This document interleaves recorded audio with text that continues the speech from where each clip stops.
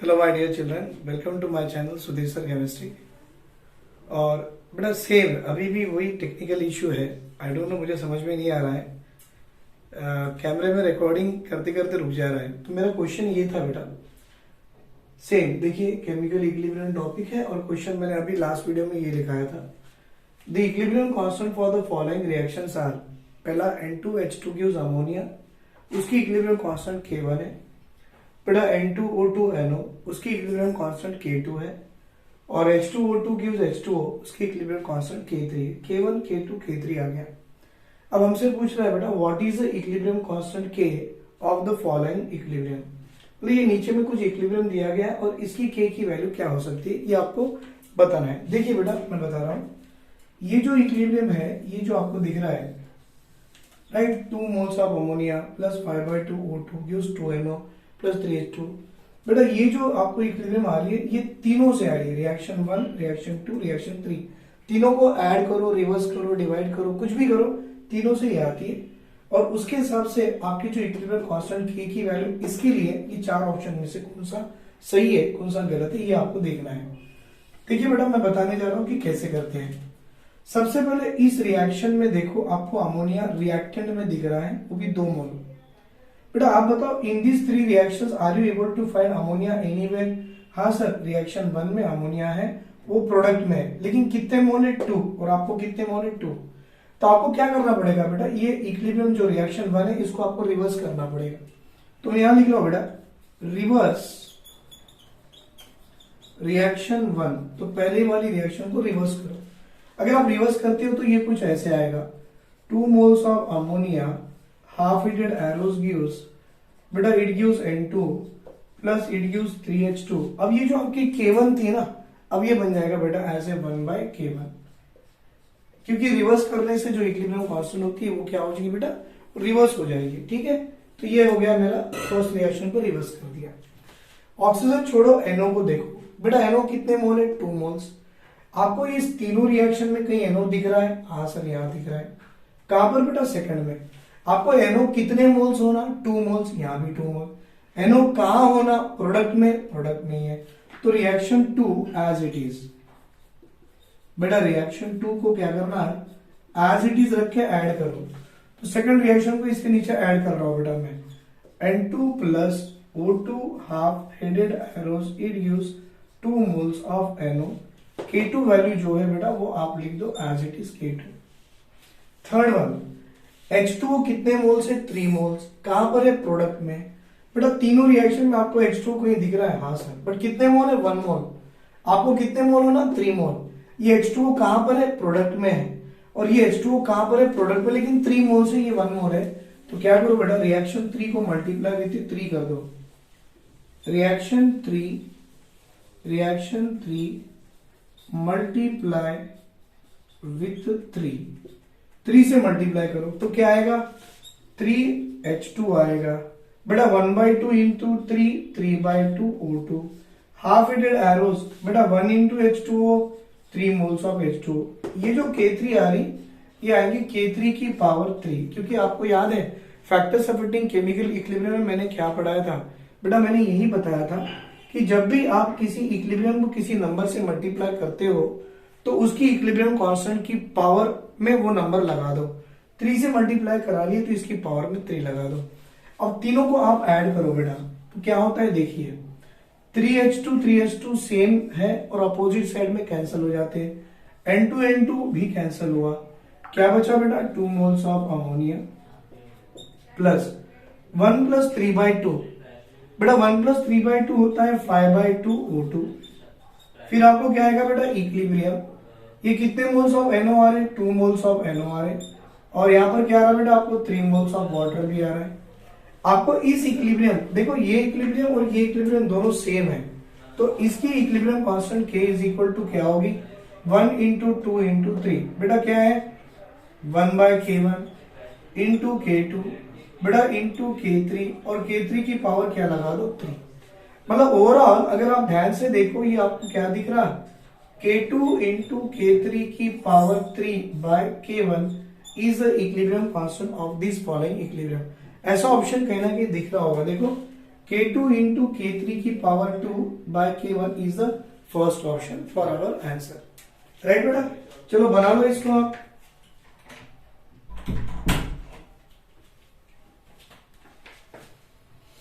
चलो और एक क्वेश्चन करेंगे बेटा, इसी से मिलता जुलता क्वेश्चन है, क्योंकि ये जो क्वेश्चन मैंने आपको बना के दिया ना बेटा, ये वाला, ये आपको नीट 2017 में पूछा गया क्वेश्चन है। ये हमारे नीट में 2017 में पूछा गया सवाल है जो मैं आपको बना के दिया है। राइट बेटा, और एक क्वेश्चन 2015 का भी बना के दे रहा हूं मैं, just try it.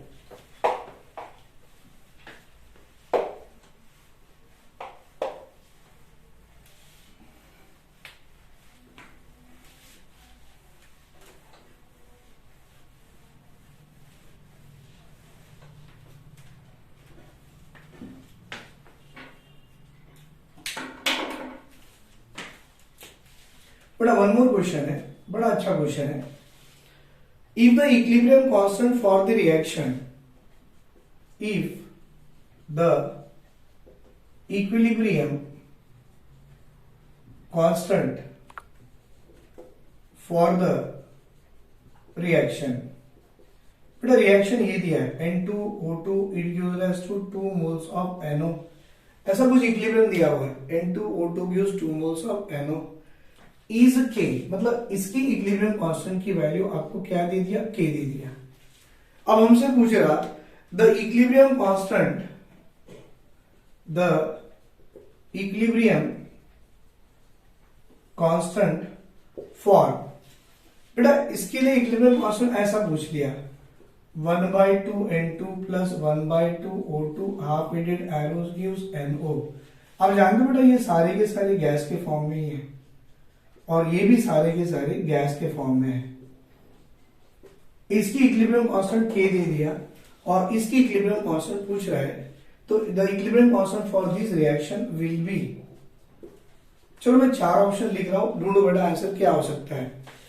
First one is 1/2K, ये 2015 का क्वेश्चन है बेटा, बहुत पुराना क्वेश्चन है बेटा, क्वेश्चन तो है वही कंसेप्ट का। सेकंड वाला K, थर्ड वाला K की पावर 2, और फोर्थ वाला मिलता जुलता बना लो बेटा, इससे कुछ तो भी K की पावर 1/2। अब ढूंढो बेटा, इसमें आपको इक्विलिब्रियम दिया हुआ है, एक तो इक्विलिब्रियम दिया है जिसकी इक्विलिब्रियम कांस्टेंट K है, और दूसरा ऐसा रिएक्शन दिया है मिलता जुलता ही है, और इसकी इक्विलिब्रियम कांस्टेंट क्या होगी, थोड़ा सोचो बेटा। एक बात बताओ, क्या ये दोनों रिएक्शन फॉर्मेशन ऑफ NO के? हाँ सर, यहां भी NO यहां भी NO, राइट। इन दोनों में फर्क देखो, ये 1 मोल है, ये कितनी मोल है 1/2, ये कितनी बेटा 1 मोल है, ये कितनी 1/2, ये कितनी 2 मोल है, ये कितना 1 है। अगर इसकी वैल्यू K है तो इसकी वैल्यू क्या आएगी, तो ऑब्वियसली इसकी जो नई वाली K वैल्यू आएगी बेटा, वो आपने इसको इससे किससे मल्टीप्लाई किए, 1/2 से मल्टीप्लाई किए, तो K की पावर क्या आना चाहिए बेटा, इट शुड बी 1/2। तो देखो बेटा, इन दोनों को अगर आप इक्वलाइज करते हो, ये भी फॉर्मेशन ऑफ NO है, तो ये 2 मोल्स के लिए था बेटा, राइट। अब ये जो है आपका हाफ मोल के लिए है, दैट मीन जो मेरे न्यू K वैल्यू जो आएगी, the value of new K should be what, इसके लिए देखो इन दोनों को कंपेयर करो, तो K dash is equal to, K dash is a new equilibrium constant for this reaction, that is equal to पहली की वैल्यू और इसकी वैल्यू से कंपेयर करो। बेटा अगर मैं इसकी K की वैल्यू एज ए K लिखूंगा, तो अब मुझे जो वैल्यू आई मल्टीप्लाई विथ 1/2 करा लिया, तो K डैश की वैल्यू K की पावर 1/2 होती है, that is equal to under root of K होता है। अंडर रूट ऑफ K तो कहीं नहीं दिख रहा सर, बट K की वैल्यू 1/2 दिख रही है, तो my answer should be fourth option.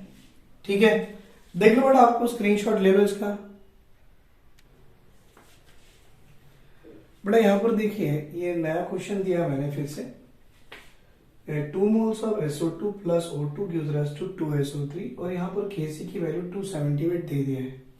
ये मेंस IIT में 2012 का क्वेश्चन है, और हमसे पूछ रहा है SO3 converted into SO2 and O2, इसकी Kc की वैल्यू क्या होगी। ये 4 ऑप्शंस देखे, ठीक है बेटा। इसको कैसे सॉल्व करना है, सबसे पहले आप देखो, आपको फॉर्मेशन ऑफ SO2 2 मोल्स है, और यहाँ पे रिएक्शन को रिवर्स किया गया है। बेटा अगर रिएक्शन को रिवर्स करो, फॉर एग्जांपल देखिए, ये आपका रिएक्शन है 2SO2 plus O2 half weighted arrows gives 2SO3। चलो जो भी आपकी K की वैल्यू होगी उसको तो रहने दो, आप इसको पहले रिवर्स करो, तो बेटा आप जब रिवर्स कराओगे तो आपको ये आएगा 2SO2 प्लस O2, और अब मेरी K की वैल्यू आएगी 1/278, राइट, 1/278 ये आ गई है। अब आप बताइए बेटा, आपके पास 1 मोल ऑफ SO3 यहाँ 2 मोल्स है, तो आप क्या करो, this reaction should be multiply with 1/2, this reaction should be multiply with 1/2 and this reaction should be multiply with 1/2। मतलब अब मेरी जो K की वैल्यू आएगी वो आएगी, जो भी आएगी it is to the power of 1/2 आएगी, क्योंकि मैंने 1/2 से मल्टीप्लाई किया है। और आप देखो बेटा 2 से 2 कट गया तो बचा क्या, SO3। बेटा यहाँ भी 2 से 2 कट गया तो बचा क्या, SO2, और ये हो गया 1/2 O2, मतलब ये वाला और ये वाला दोनों सेम आ गया। तो मेरी जो K की वैल्यू आएगी इट इज ए 1/278 की पावर 1/2। आप जानते हो इट इज ए 1/√278। अगर आप सॉल्व किए तो ये अप्रोक्सीमेटली बेटा 16 इंटू 16 256 होती है, मतलब अप्रोक्सीमेटली ले रहा हूं मैं, दैट इज इक्वल टू 1/16 होती है, 0.0 मतलब 100/16 बेटा 50/8 25/4 मतलब 6 पॉइंट समथिंग आ जाएगा। जो आपको K की वैल्यू 0.06 दिख रही है, आप उसको 6 इंटू 10 की पावर -2 लिख सकते हो। ये मेरा इक्विलिब्रियम कांस्टेंट है, और ये वैल्यू 4 ऑप्शन में कहीं ना कहीं दिख रहा होगा। Option number 3 is the correct option for you. आया बेटा समझ में? चलो बना लो इसको भी, प्लीज राइट डाउन। बेटा नेक्स्ट क्वेश्चन देखिए, मैंने आपके लिए लिखा है, ये भी मेंस 2012 से लिया गया क्वेश्चन है। कंसेप्ट वही है, A2 gas, B2 gas, half-headed arrows gives 2 mole of AB in the form of gas. बेटा at equilibrium the concentration of A2, मतलब जब ये रिएक्शन इक्विलिब्रियम में पहुंच जाएगा तब A2 की कॉन्सेंट्रेशन दी, B2 की कॉन्सेंट्रेशन दी और AB की भी कॉन्सेंट्रेशन दे दी है। अब हमसे पूछ रहा है कि बेटा अगर ये reaction, if this reaction take place in a sealed vessel, तो कोई भी गैस बाहर जाएगा नहीं, इक्विलिब्रियम में आ जाएगा at particular temperature 527, then what is the value of Kc will be. इसकी Kc क्या हो सकती है? देखो बेटा ये 4 ऑप्शन दिए है, 2, 1.9, 0.6 और एक आ रहा 4.5। थोड़ा वैल्यू आपको लग रहा है 1.92 आसपास है, बट ऐसा कुछ भी नहीं है, आंसर थोड़ा उनसे हट के आने वाला है। तो देखेंगे कैसे करते हैं इसको। सी बेटा इस इक्विलिब्रियम रिएक्शंस को अगर मुझे Kc लिखनी है तो मैं कैसे लिखूं? तो Kc is equal to concentration of AB की power 2 by concentration of A2 की पावर 1 और कॉन्सेंट्रेशन ऑफ B2 की पावर 1। अब आप जानते हो बेटा AB की कॉन्सेंट्रेशन आपके पास में इक्विलिब्रियम कॉन्सेंट्रेशन है, क्या है बेटा, 2.8 इंटू 10 की पावर -3 पावर 2 बाय A2 की वैल्यू डालो बेटा 3 इंटू 10 की पावर -3 और B2 की वैल्यू डालो 4.2 into 10 to the power of -3। अब इसको सॉल्व करो, -3 दो बार ये भी कट गया, तो आपको क्या आएगा Kc, देखिए Kc is equal to 2.8 into 10 की पावर -3 इंटू 2.8 इंटू 10 की पावर -3 बाय 3 इंटू 10 की पावर -3 इंटू 4.2 इंटू 10 की पावर -3। बेटा ये दो तो कटी है, ये पॉइंट को हटा लो, 2 1 jar 2 4 jar 2 2 jar 2 1 jar 7 2 jar 14 7 3 jar 21, right बेटा। 2 इंटू क्या बचा, देखो 2 इंटू 2.8 मतलब 28/10 बाय नीचे 3 बचा और यहां भी 3 बचा। अब देखो बेटा ये सॉल्व करके देखो आप, 3 1 जार 3 3 9 जार 27 मतलब 9 इंटू 2 कितना रहा बेटा 18 18/3 इंटू 1/10 3 1 जार 3 6 जार, मतलब आपको जो नई Kc वैल्यू आ रही बेटा वो आ रही है 6 इंटू 1/10, 6 इंटू 1/10 मतलब 6/10, अप्रोक्सीमेटली वैल्यू मेरी Kc की 0.6 आ रही है। देखो फर्स्ट वन सेकंड वन ये आ रहा 18/3 इंटू 1/10 3 6 जार 6/10 0.6। ऑप्शन में ढूंढो बेटा, option 3 is the correct answer for this one. 0.62 is the Kc for this equilibrium at that temperature, right. ले लो बेटा इसको स्क्रीनशॉट में। बेटा ये थर्ड क्वेश्चन आपके लिए दिया गया है, देखिए third one, A gives rise to B equilibrium में उसकी कांस्टेंट K1 है, C gives to B equilibrium constant K2 है, C gives to T equilibrium constant K3 है। मैंने तीन कांस्टेंट लगा दिए K1, K2 एंड K3। मैंने ये तीनों को ऐड करके D gives rise to A बना दिया। अब कैसे बनाया नहीं मालूम, और मुझे K जो आना है। अब ये D gives rise to A में इक्विलिब्रियम कांस्टेंट K की वैल्यू ये चार ऑप्शन में से क्या होगा, थोड़ा सोचो बेटा क्या होना चाहिए। What is the value of K for this one. तो सबसे पहले आपको क्या करना है बेटा, इस केस में ये देखा है कि आपका ये मैं ऐसे करना है, रिएक्शन 1 है, रिएक्शन 2 है, रिएक्शन 3 है। सबसे पहले आपको जिस तरह से मैंने पढ़ाया आप वैसे प्रैक्टिस कीजिए, आपको आ जाएगा। बेटा आपके पास डी रिएक्टेंट में है, आपके पास ये तीनों इक्वेशन में डी कहां पर है, थर्ड में, लेकिन कहां है, प्रोडक्ट में। आपको कहां होना, रिएक्टेंट में। तो रिएक्शन 3 को क्या करना पड़ेगा, रिवर्स। तो पहला होगा बेटा रिएक्शन 3 को मैं रिवर्स करता हूं। बेटा रिवर्स करने से मुझे ये ऐसे आएगा, D gives rise to C, और जो मेरी K3 थी वो होगा मेरा 1/K3। K3 यहां भी है, यहां पर K3 डिनोमिनेटर में नहीं है, छोड़ दो, ये K3 है, ये भी। तो आंसर मेरा 4, 2, 1 में आ सकता है, 3 तो रूल्ड आउट हो गया। दूसरा बेटा A मेरा कहां पर है, प्रोडक्ट में। ये तीनों में A आपको रिएक्टेंट में दिख रहा है और ये मुझे प्रोडक्ट में होना है, तो रिएक्शन 1 को भी रिवर्स करा लो। आप रिएक्शन 1 को क्या करा लो बेटा, रिवर्स करा लो। रिवर्स किए तो B gives rise to A आता है, और आपका जो K1 था अब वो आपका 1/K1 हो जाता है। तो राइट, दूसरी बात आपको D और A होना, D और A होना। आपको B होना क्या बेटा, नहीं। C होना, नहीं। चलो एक काम करो, B अगर नहीं होना तो B आपका रिएक्टेंट में है, तो ऐसा रिएक्शन देखो जहां पर B प्रोडक्ट में है ना बेटा, इक्वेशन 2 में B प्रोडक्ट में। तो आपका जो रिएक्शन 2 जो है उसको आप एज इट इज लिखो, एज इट इज लिखो। क्या आएगा, C it gives rise to B, दिख रहा, C gives rise to B, और ये आपको आ गया K2। तीनों को ऐड करो बेटा, देखो C से C कटेगा, नहीं ये रहा, C से C कटा, B से B कटा, क्या बचा बेटा, D it gives rise to A। मतलब आपकी जो इक्विलिब्रियम कांस्टेंट नहीं के आने वाली वो क्या है, 1/K3 into 1/K1 into K2। मतलब क्या हो रहा है बेटा, आपको हो रहा K2/K1 इंटू K3। तो मुझे ये मिल रही है K की value as a K2/K1 into K3 या K3 इंटू K1। ये मेरी इक्विलिब्रियम कांस्टेंट चार ऑप्शन में ढूंढो, K2/K1 इंटू K3, मतलब ये option 2 is the correct answer for this one. Right, समझ में आया, देख लो बेटा। राइट बेटा, ये जो हमने देखे थे फैक्टर्स अफेक्टिंग द केमिकल और इक्विलिब्रियम कांस्टेंट, जो सबसे पहला था फर्स्ट वन इज, हमने देखा था कि बेटा ये रिएक्शंस को अगर रिवर्स करने से वैल्यू ऑफ के भी चेंज हो जाती है। Stoichiometry coefficients, that is the stoichiometry is another factor, जिस नंबर से आप मल्टीप्लाई करोगे वो इक्विलिब्रियम कांस्टेंट की पावर बन जाती है। राइट, दो फैक्टर्स हो गए थे। एंड दो थर्ड फैक्टर था बेटा मल्टी स्टेप रिएक्शंस, जितने रिएक्शंस को आप ऐड करोगे इक्विलिब्रियम कांस्टेंट उनकी प्रोडक्ट हो जाएंगी, K1, K2, K3, and we have seen all examples. उसपे जितने भी एग्जांपल्स होते हैं mains level, IIT mains level, NEET level, सारे हमने देख लिए हैं। अब मैं आपको बताऊंगा बेटा फोर्थ फैक्टर भी है, बड़ा अच्छा फैक्टर है, called as a temperature. This is the fourth factor, that is the temperature. It also affect the equilibrium constant.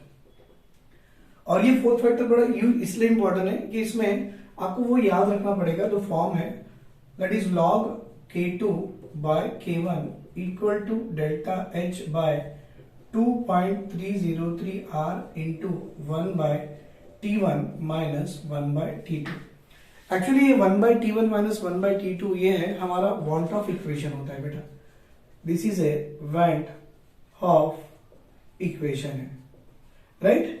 बड़ा इस वांट ऑफ इक्वेशन में आपको K1, T1, T2, K2 जो दिख रहा है उसका टर्म बता रहा हूं मैं, और इसको हम ऐसा भी लिख सकते हैं, log K2/K1 equal to delta H by 2.303 R into T2 minus T1 by T1 into T2। आप इसको ऐसा भी लिख सकते हैं। और इसमें ये माना गया है कि temperature T2 is greater than T1, मतलब टेम्परेचर T2 आपका T1 से बढ़ा हुआ है, T2 is greater than T1, right. और बेटा इस कंसेप्ट में आपको दो केसेस आएंगे, लेट मी टेल यू। सबसे पहला केस 1 है। केस 1 हो सकता है कि अगर आपका process, if the process is endothermic. बेटा एंडोथर्मिक मतलब आप भी जानते हो, सब जानते हैं कि डेल्टा एच की वैल्यू पॉजिटिव आएगी। ये एंडोथर्मिक है ना, जो प्रोसेस एंडोथर्मिक होती है डेल्टा एच की वैल्यू क्या होती है बेटा, वहां पॉजिटिव होती है। अगर डेल्टा एच की वैल्यू पॉजिटिव अगर आप यहां सब्स्टिट्यूट करते हो तो कैसे दिखेगा, देखिए log K2 by K1, ये बेटा वैल्यू आपकी देखिए क्या है, it is equal to what you can say delta H की वैल्यू बेटा अगर पॉजिटिव डाल दो, अगर डेल्टा एच की वैल्यू पॉजिटिव डालेंगे तो ओवरऑल आपकी log K2 by K1 की value will be greater than this one, what you can say 0। आपको लग रहा है सर आपने इसको ग्रेटर देन 0 लेस देन 0 क्यों लिया है, तो देखो बेटा अगर डेल्टा एच की वैल्यू पॉजिटिव डालो तो something positive value by 2.303 into R की वैल्यू, और टेम्परेचर T2 तो बड़ा ही है बेटा आपका, T2 मतलब सपोज ले लो 10 माइनस 1 10 माइनस 1 9, 10 इंटू 1 है ना बेटा, तो देखो 10 इंटू 1 तो 10 आ रहा, तो 9 बाय 10 ओवरऑल वैल्यू 0.9, मतलब ये तो पॉजिटिव वैल्यू है नो डाउट, लेकिन डेल्टा एच भी पॉजिटिव तो ओवरऑल वैल्यू पॉजिटिव आ गई, तो log K2 by K1 की वैल्यू आपकी ग्रेटर देन 0 आ जाती है, और ये ग्रेटर देन 0 है। ये कब हुआ, प्रोसेस जब आपकी कैसी होगी बेटा, एंडोथर्मिक। मतलब इसको आप ऐसा भी तो लिख सकते हो ना, log K2 minus log K1 greater than 0, मतलब इसको आप ऐसे लिखो बेटा log K2 greater than log K1, मतलब आपको ये दिख रहा है K2 ग्रेटर देन K1। अब भी आपको डाउट होगा बेटा K1 K2 T1 T2 ये क्या है, तो यहां पर क्लैरिटी दे दो बेटा, K1 is the equilibrium constant at temperature T1 and K2 is the equilibrium constant, it is the equilibrium constant at temperature T2। बेटा K1 equilibrium constant at T1 होती है और K2 equilibrium constant at T2 होती है। तो अब देखो K2 greater than K1, यहाँ T2 greater than T1 है, मतलब आप क्या बोलना बेटा, for an endothermic process if the temperature increases, देखो temperature increases, equilibrium constant that is a K value also increases। तो यहां लिख दूं मैं, for an endothermic process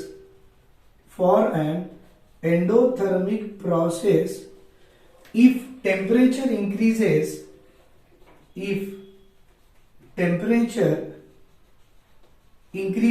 देखो T2 ज्यादा है ना तो K2 ज्यादा है, temperature increases equilibrium constant also increases. अगर एंडोथर्मिक प्रोसेस है टेम्परेचर बढ़ गया तो इक्विलिब्रियम कांस्टेंट भी बढ़ता है। मतलब टेम्परेचर आपको याद होगा, कैरेक्टरिस्टिक्स ऑफ केमिकल इक्विलिब्रियम मैंने लिखा के दिया था बेटा, इक्विलिब्रियम कांस्टेंट को एक ही फैक्टर चेंज कर सकता है, वो है टेम्परेचर, वो भी अरेनिस से आता है, अरेनिस फैक्टर ही है।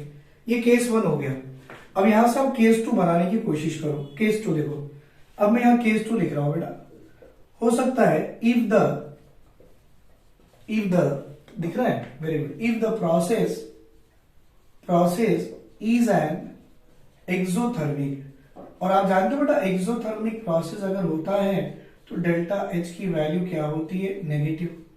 आप सोचो बेटा ये वैल्यू नेगेटिव ले लो, -10 ले लो भाई, अगर मैं T2 को 10 ले लू, इसको 1 ले लू, 10 माइनस 1 9, 10 इंटू 1 10, 9 बाई 10 0.9, ये वैल्यू 0.9, और यहां पे बेटा -2 ले लो, 0.9 इंटू 2 -2 तो 1.8 माइनस 1.8, बेटा -1.8 बाय समथिंग वैल्यू, तो ओवरऑल मेरी पूरी वैल्यू नेगेटिव आएगी। इस केस में मैं बोलूंगा सर मेरे को जो log K2 by K1 की वैल्यू आने वाली है वो नेगेटिव वैल्यू आएगी, तो इसकी वैल्यू नेगेटिव है मतलब ऑब्वियसली लेस देन 0 होगी, है ना बेटा। अगर इसकी वैल्यू नेगेटिव आ रही तो log K2 by K1 की वैल्यू लेस देन 0, अगर इसकी वैल्यू पॉजिटिव आ रही तो log K2 by K1 की वैल्यू ग्रेटर देन 0। अब यहां से शुरू करो भाई, क्या आएगा, log K2 minus log K1 it is less than 0, it is less than 0, मतलब आपको क्या आ रहा, log K2 और ये आ रहा आपका log K1, माइनस चलेगा यहाँ एज ए प्लस, तो क्या आ गया बेटा, ये माइनस बिकम प्लस, तो log K2 less than log K1। मतलब ओवरऑल आपको दिख क्या रहा है बेटा, K2 will be less than K1। मतलब अब भी आपकी टेम्परेचर बढ़ रही है, तो क्या बोलो, for an exothermic process, for an exothermic process, देखो बेटा exothermic process, if the temperature increases, क्योंकि T2 ग्रेटर देन T1 है ना बेटा, इफ टेम्परेचर इंक्रीजेस, अगर आपका टेम्परेचर बढ़ता है, टेम्परेचर इंक्रीजेस, देखो अगर T2 बढ़ गया तो K1 बढ़ गया, टेम्परेचर इंक्रीजेस मतलब T2 बढ़ गया तो K2 कम हो गया। If the temperature increases equilibrium constant decreases, right बेटा। तो ये कंसेप्ट आपको याद रखना है, नीट एग्जाम में पूछा भी गया है। For an exothermic process if the temperature increases equilibrium constant decreases, देखो T2 ज्यादा है तो K2 कम है, मतलब टेम्परेचर बढ़ गया तो इक्विलिब्रियम कांस्टेंट कम हो गया, किसके लिए, एक्सो के लिए। एंडो पे आओ बेटा, T2 बढ़ गया तो K2 भी बढ़ गया। For endothermic process as the temperature increases equilibrium constant also increases. तो ये सबसे बढ़िया फैक्टर है बेटा, it is a factor which can affect the equilibrium constant, that is a factor number 4 called as a temperature. लिख लो बेटा इसे।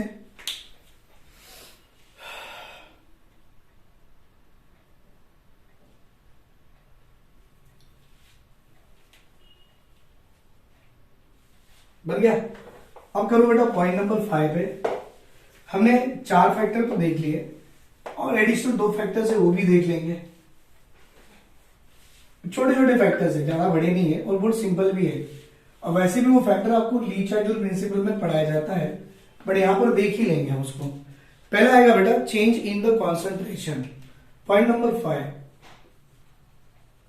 Change in concentration. बेटा अगर आप किसी भी रिएक्टेंट या प्रोडक्ट की कॉन्सेंट्रेशन चेंज करा लो, वो इक्विलिब्रियम कांस्टेंट को अफेक्ट नहीं करता है। तो लिखना बेटा by changing the concentration of reactant और प्रोडक्ट, it does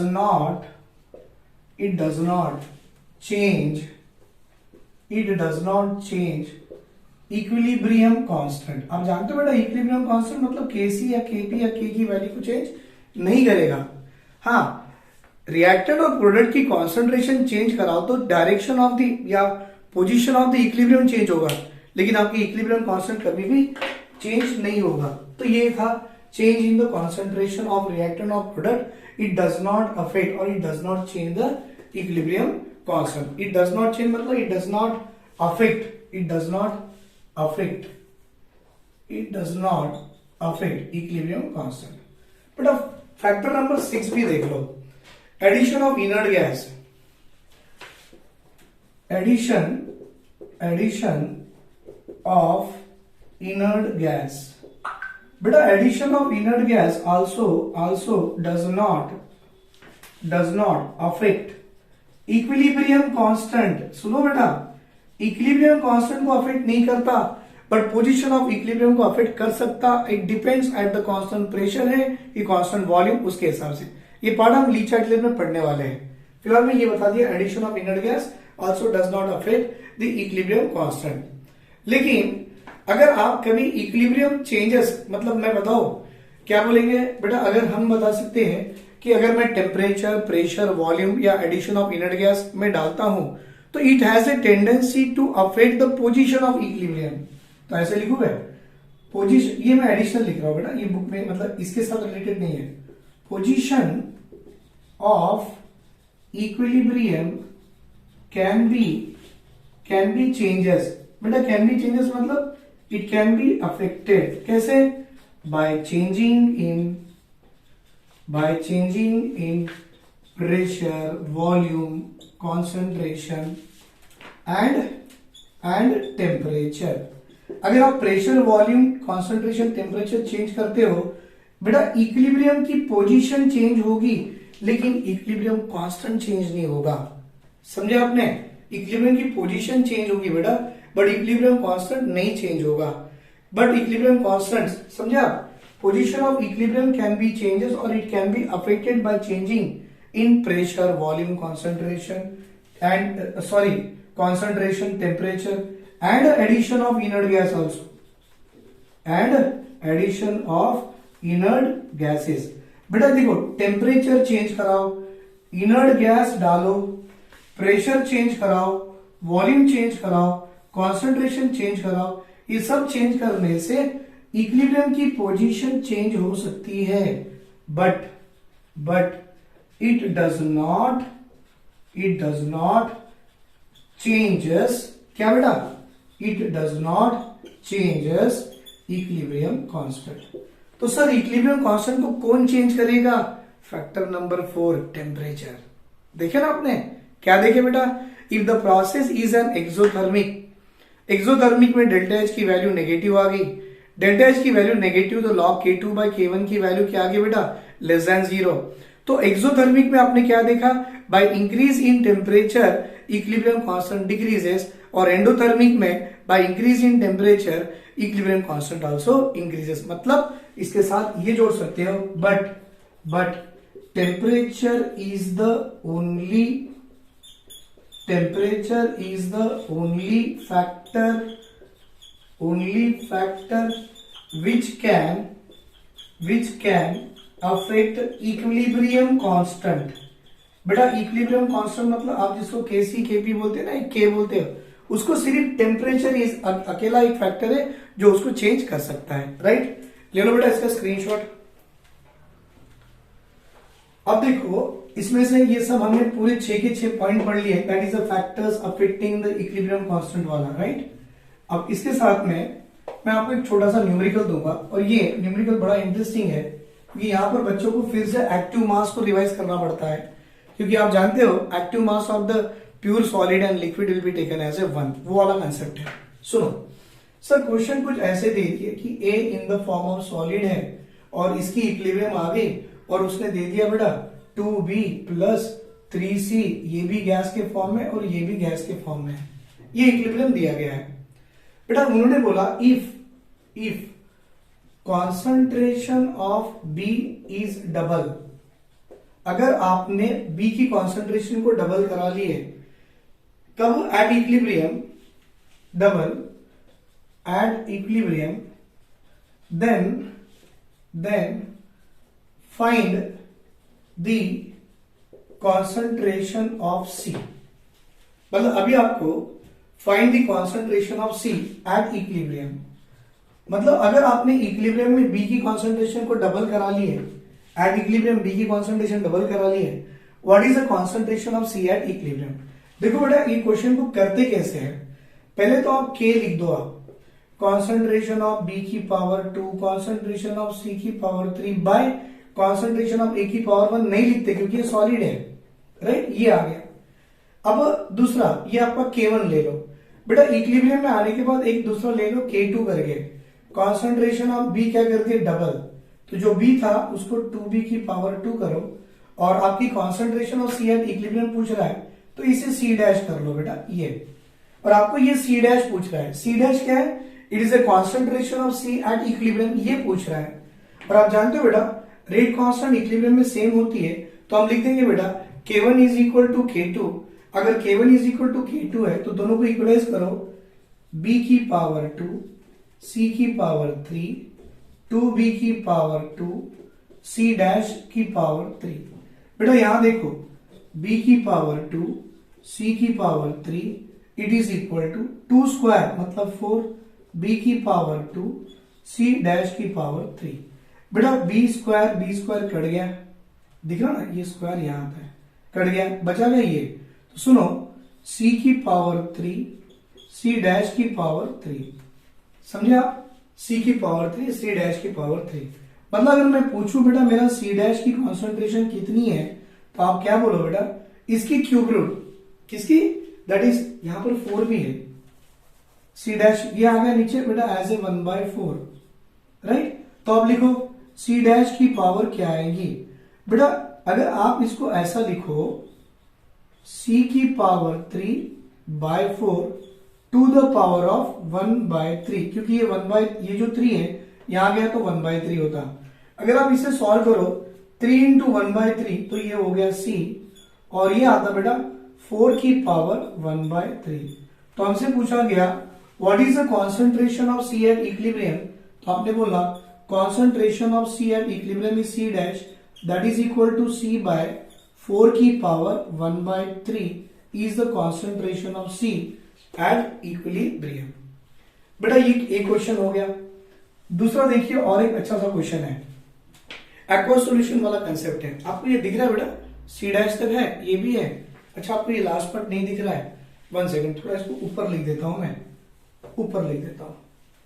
सुनो बेटा ये आ गया, हम इसको ऐसा लिखेंगे सी डैश की power 3 is equal to C cube by 4, C dash is equal to C by 4 की पावर 1/3, क्योंकि cube root of this equal to C हो जाता है। तो it is a concentration of C at equilibrium C by 4 की power 1/3, right. चलो बेटा एक क्वेश्चन लिखेंगे ये वाला, FeOH टेकन थ्राइस, ये सॉलिड फॉर्म में है, सॉलिड फॉर्म में है। बेटा जब इसकी इक्विलिब्रियम देखी गई तो ये था Fe का +3 एक्वास फॉर्म, और ये 3OH माइनस, बेटा ये भी एक्वास फॉर्म, लेकिन ये इक्विलिब्रियम में है। आप देखो ये सॉलिड है, ये एक्वास एक्वास है, प्योर लिक्विड नहीं होता। प्योर लिक्विड होता, प्योर सॉलिड होता तो 1 ले लो, ये एक्वास सॉल्यूशंस है, राइट। इसमें क्या किया इन्होंने बोला कि if concentration of OH minus, बेटा किसी भी एंटिटी को स्क्वायर ब्रैकेट में लिखते हो ना, वो उसकी कॉन्सेंट्रेशन होती है। If concentration of OH minus decreases by, downward arrow मतलब क्या होता है बेटा, decreases, it will be decreases by 1/4 times. मैंने OH की कॉन्सेंट्रेशन को 1/4 टाइम्स से क्या करा लिया, डिक्रीज कर दिया at equilibrium, decreases by 1/4 times at equilibrium, then find the concentration of Fe+3 ion, समझे ना, concentration of Fe+3 ion at equilibrium।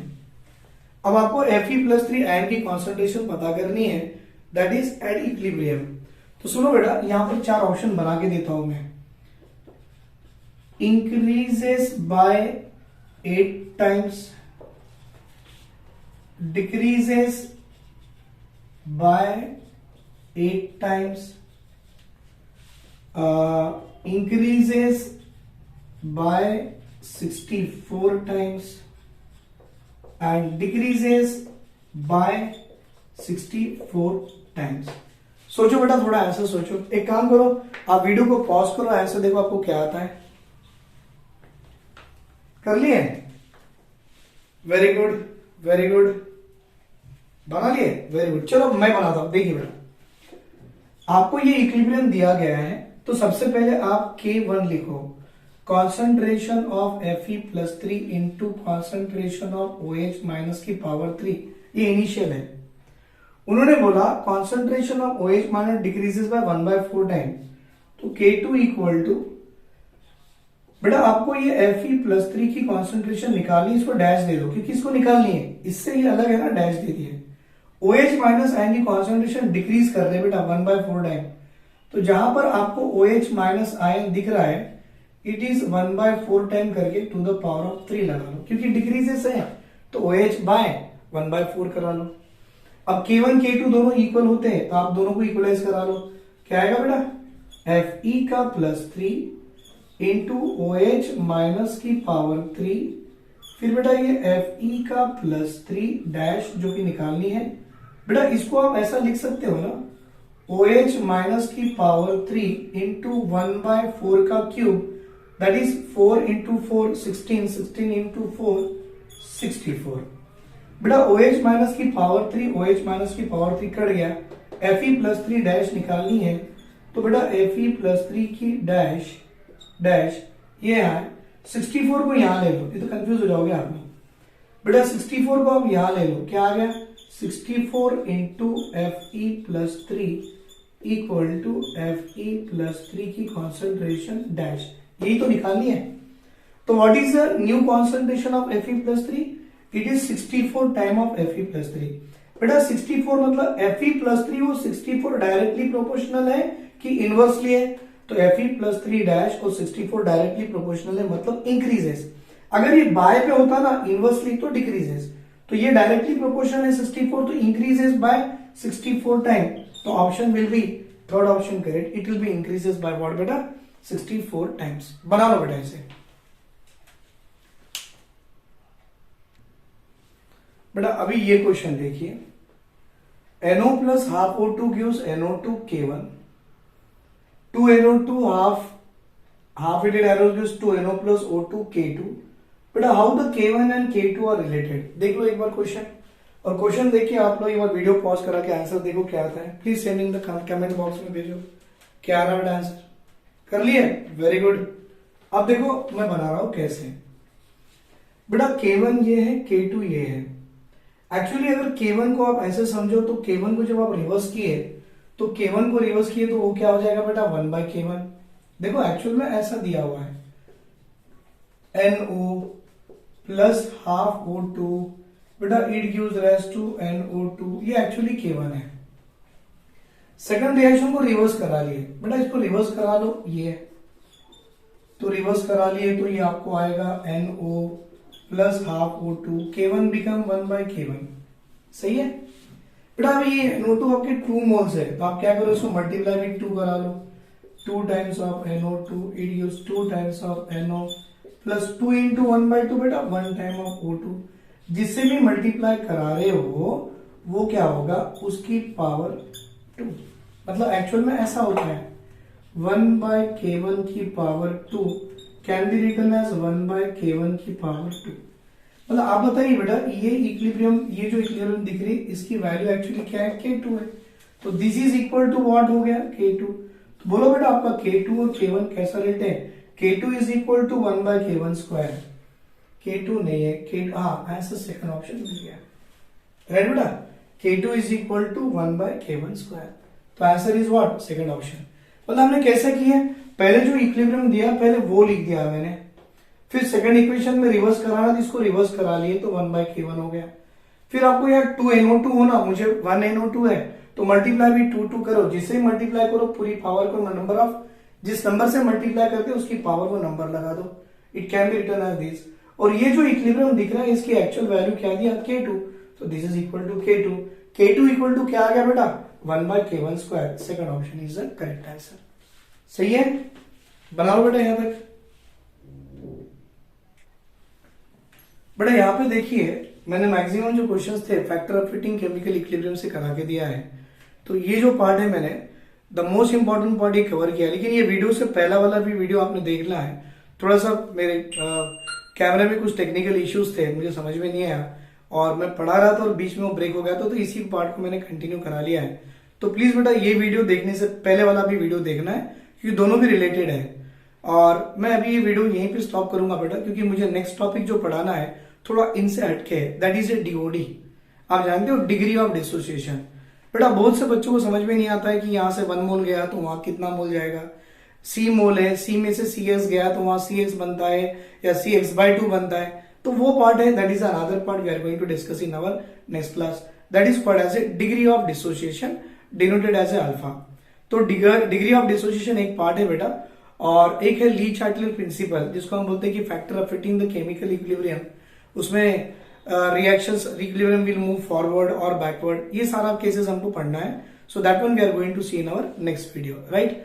Thank you बेटा, थैंक यू वेरी मच। अगर आपको मेरे वीडियो पसंद आ रहे हैं तो प्लीज बेटा उसे लाइक कीजिए, शेयर कीजिए एंड सब्सक्राइब कीजिए, and please forward to the most number of the student, maximum number of the student जिनको इसकी जरूरत है वो सारे बच्चे तक पहुंच जाए। और बेटा आपको मेरे वीडियोस में अगर कुछ भी कमियां लगती है, something if you want to see that sir ऐसा है वैसा, व्हाट एवर दैट आपको लगता है बेटा, पॉजिटिव कमेंट हो नेगेटिव कमेंट हो जो भी लगता है प्लीज कमेंट बॉक्स में कमेंट करके मुझे बता दीजिए। इससे एटलीस्ट क्या होगा कि मैं अपने आप में या मेरे वीडियोस में कुछ इंप्रूवमेंट ला सकता हूं, राइट। थैंक यू बेटा, thank you very much, have a great day, take care, bye.